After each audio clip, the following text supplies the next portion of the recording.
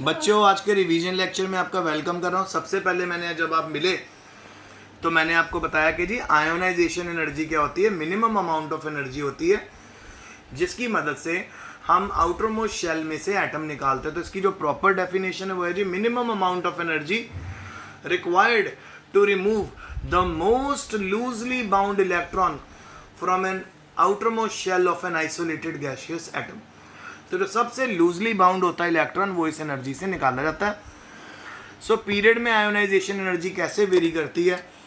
तो बेटा पीरियड में तो ये इंक्रीज होती है। क्यों? क्योंकि पीरियड में जब भी आप लेफ्ट टू राइट जाते हो जो शेल्स का नंबर होता है बेटा वो सेम रहता है। तो शेल का नंबर सेम रहने से क्या हो जाता है, जो इलेक्ट्रॉन का जो रिमूवल है वो डिफ़िकल्ट हो जाता है। क्योंकि शेल का नंबर सेम है, इलेक्ट्रॉन का रिमूवल डिफ़िकल्ट है।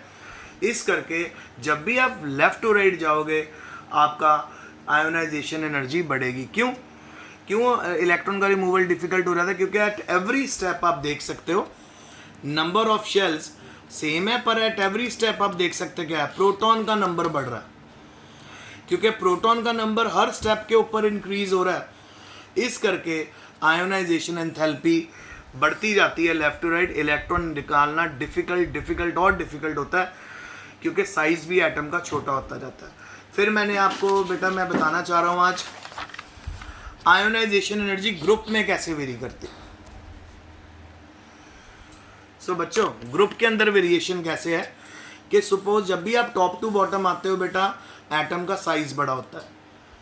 अब जैसे आप टॉप टू बॉटम आ रहे हो तो बेरिलियम में 2 शेल हैं, मैग्नीशियम में 3 शेल हैं, कैल्शियम में 4 शेल हैं। तो size top to bottom increase हो रहा है।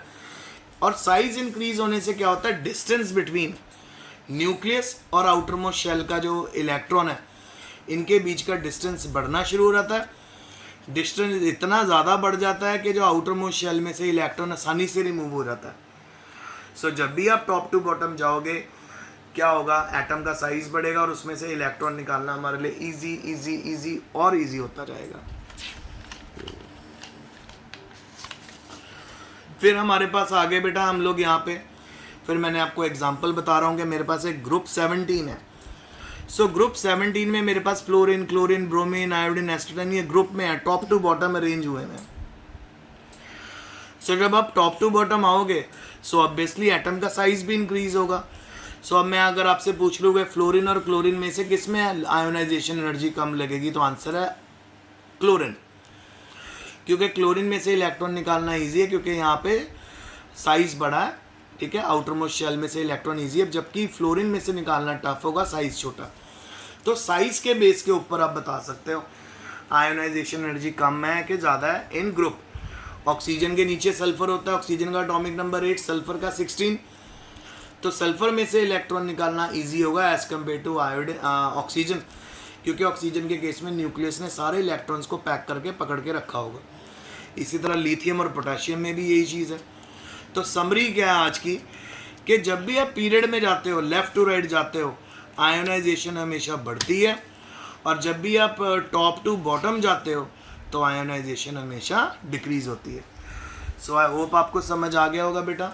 सो if you have any difficulty you can ask me. Take care.